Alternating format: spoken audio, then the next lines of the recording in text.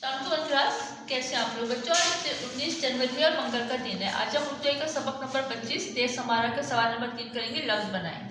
ठीक है, जैसे जोड़ तोड़ होती है उसी तरह से है। पहले है दाल जम्मा बड़ी है जम्मा सीन, हम इसको मिला के लिखेंगे तो ये बन जाएगा देश। फिर नंबर 2 है अलिफ मद्दा जमा नून जमा काफ जो चश्मी है, हम इसको मिला के लिखेंगे तो ये बन जाएगा आँख।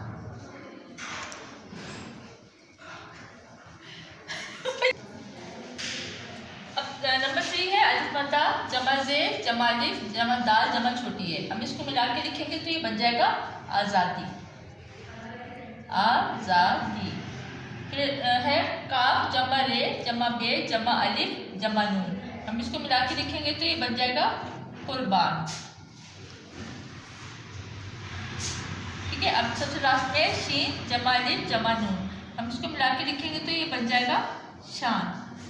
हम एक दफ़ा उसको रिपीट करते हैं। दाल बड़ी है सीन देश, अलिफ मद्दा नून काफ जो चश्मी है आँख, अलिफ मद्दा जे अलिफ दाल छोटी है आज़ादी, काफ जमा रे जमा बे अलिफ नून कुर्बान, शीन अलिफ नून शान। बच्चों काम आपने कॉपी पर करना है और उसको अच्छी तरह से याद भी करना है।